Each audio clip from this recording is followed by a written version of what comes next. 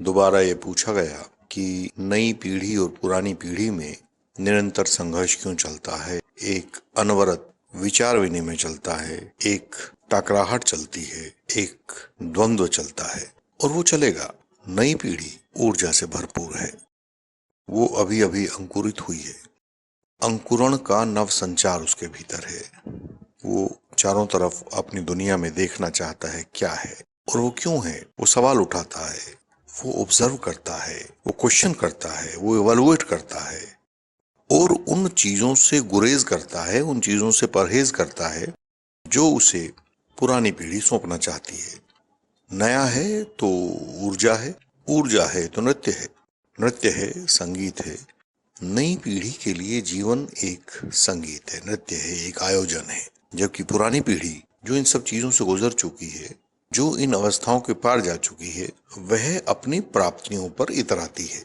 उसे लगता है कि उसने जो पाया वो बहुत संघर्षों के बाद पाया, उसने जो पाया वो बहुत मूल्यवान पाया। इसलिए वो नई पीढ़ी को बचाकर रखना चाहती है ताकि उसकी ऊर्जा उसी तरह व्यय न हो जाए, उसी तरह खर्च न हो जाए जैसे कि पुरानी पीढ़ी की अपने समय में हुई थी।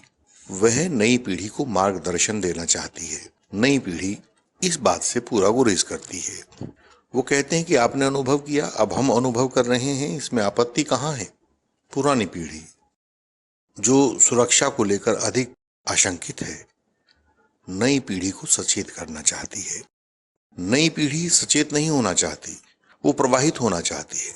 नई पीढ़ी के लिए जीवन एक संगीत है, वो संगीत बजता है और वो बजते ही रहना है, ये नई पीढ़ी का मानना है। तब पुरानी पीढ़ी इतनी व्याकुल क्यों है? क्योंकि उसे ठहराव प्राप्त हो गया है, उसने जीवन में प्रयोग धर्मिता छोड़ दी है। जब भी कोई व्यक्ति प्रौढ़ होगा तो वो अपनी आयु से न होगा, वो अपने विचारों से होगा। जब भी कोई व्यक्ति प्रौढ़ होगा तो वो अपनी परिपक्वता से होगा।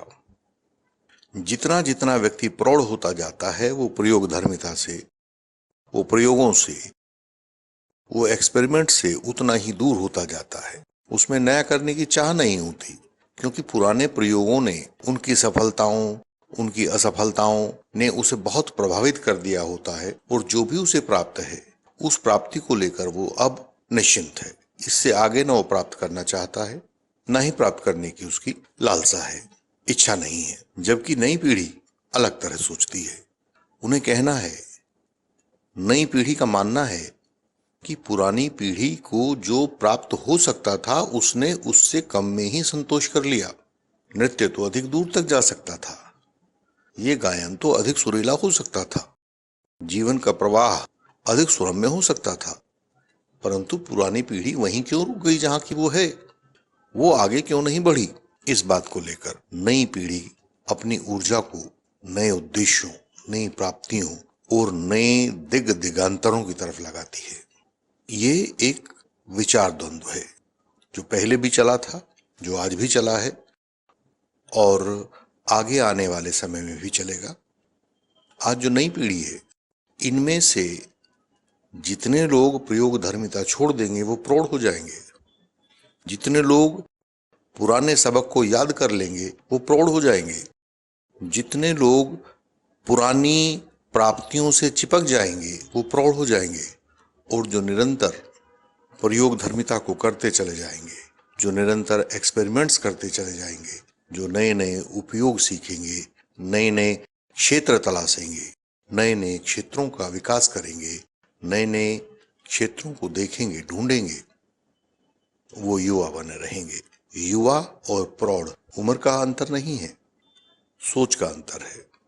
जैसे जैसे सोच ठहराव पाएगी वो प्रौढ़ कहलाएगी। जैसे जैसे उसमें प्रवाह आएगा, जब तक उसमें प्रवाह रहेगा, वह सोच युवा सोच कहलाएगी।